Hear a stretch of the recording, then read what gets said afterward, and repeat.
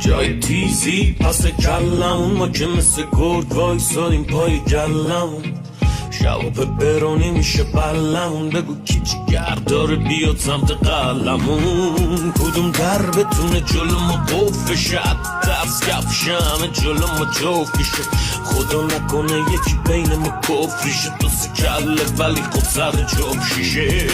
ما که بچگی دیوونه یه جنگ بودیم، ما واسه خودمون تو محله یه پا جنگ بودیم. چیزی که ما دیدیم و میدیدی رنگ بودی، شما کف کل و پلی مثل گوری لنگ بودی.